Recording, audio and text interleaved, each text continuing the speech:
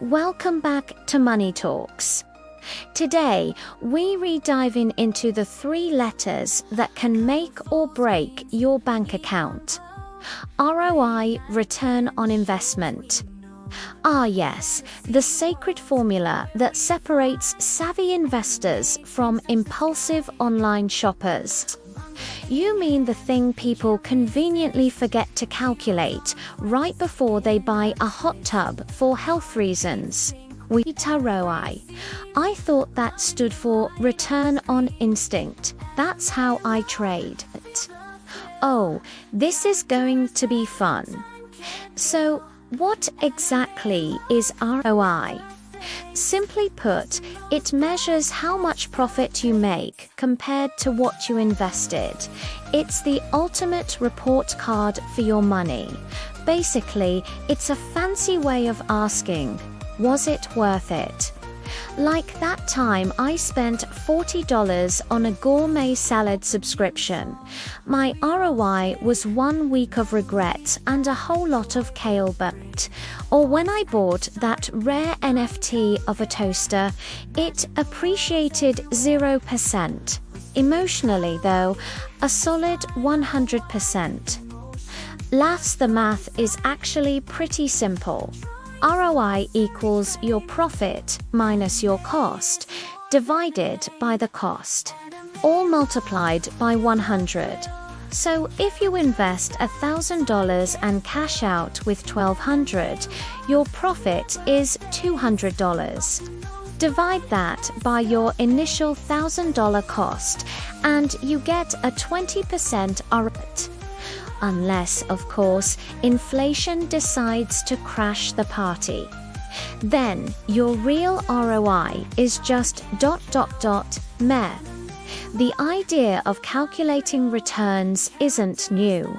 It goes way back, centuries even, to the early trade markets and daring maritime ventures. That's right. Merchants used to measure their ROI in tangible goods like spices and gold, not just numbers on a screen. Can you imagine investing in a ship full of pepper back in the 1600s? We're talking high risk, high reward, and probably high cholesterol from all the celebration feasts. In today's world, I just buy some crypto and hope it doubles in value before my ramen gets cold. But that's the core of it. ROI has always been about balancing risk and reward. It's the eternal question, was the juice really worth the squeeze? And ROI isn't just for Wall Street pros. It's woven into your everyday choices, whether you realize it or not. That gym membership you're paying for, your ROI depends entirely on whether you actually go and work out. And what about all those streaming subscriptions? Your ROI plummets every single time you rewatch The Office for the 10th time instead of using that time to learn a new skill. I bought a $200 gaming chair for productivity. My ROI, I can now lose money on the stock market in supreme comfort. Hey, even relationships have an ROI. The emotional kind, of course not, the financial one. Well, unless you're splitting the dinner bill, then it's definitely financial. Now, here's the catch, the big trap you need to avoid. People often get blinded by the promise of high ROI and completely ignore the risk involved. Exactly. If someone promises you a 200% ROI overnight, that's not a golden opportunity, it is a massive red flag waving on a yacht you'll never get to own. Scammers love the term ROI more than they love unsecured Wi-Fi. But what if it's legit? Like, I once saw this token that promised a 10x return in just 10 hours no exide.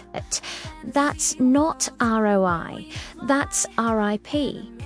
Thankfully, technology has made tracking ROI easier than ever. We've got stock apps, business dashboards, and all sorts of tools at our fingertips. True, but that same technology can tempt people into obsessing over short-term gains, instead of focusing on long-term, sustainable growth. It's like checking on a plant every hour to see if it's grown. Just chill, water it, give it some sunlight, and be patient. I once coded a bot to automatically buy the dips in the market. My ROI was negative 73%. But hey, at least the bot gained some personality. Grinning AI and algorithms can be helpful tools. But at the end of the day, discipline still beats data. In the business world, ROI is king. Companies use it to decide where to allocate their resources, whether it's for marketing campaigns, new technology, or hiring more staff. If every dollar you spend doesn't lead to more dollars coming in later, you're not investing, you're just decorating failure. That's going on a t-shirt. But what about things like brand awareness? Sometimes the ROI is just ...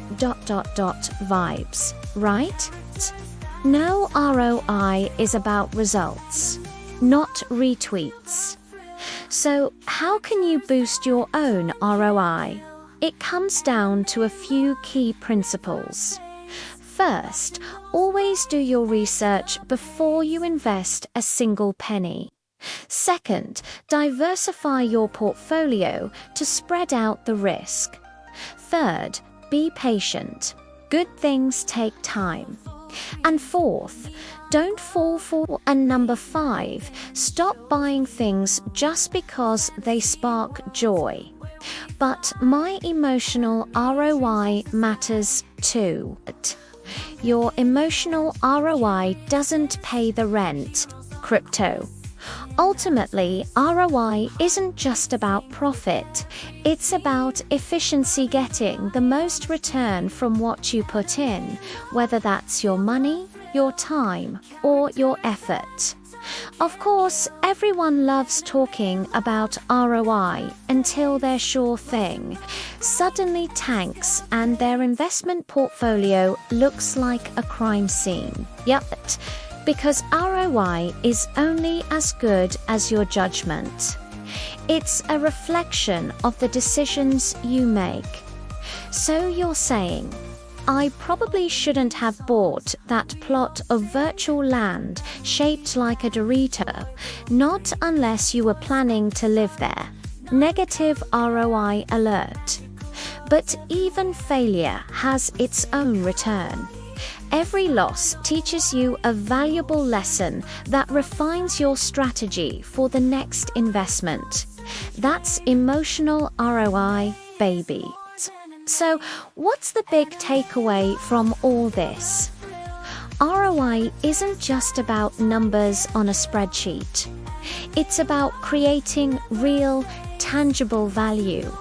It's a powerful reminder that every dollar you have should be working for you, not the other way around. And if your ROI consistently stinks, maybe it's time to stop investing in avocado toast futures. Hey, at least I'm rich in experiences. You can't deposit those at the bank. Smiling at the camera at the end of the day ROI isn't just the return on your money, it's the return on your mindset. Be smart, be patient, and make your choices count. And remember, money talks. Thanks so much for watching, everyone. We had a blast breaking down ROI today. If you found this video helpful or entertaining, do us a huge favor and hit that like button. And if you haven't already, make sure to subscribe and ring that notification bell so you never miss an episode. We've got plenty more financial topics coming your way. Let us know in the comments what you'd like us to talk about next. Stay tuned, and we'll see you in the next video.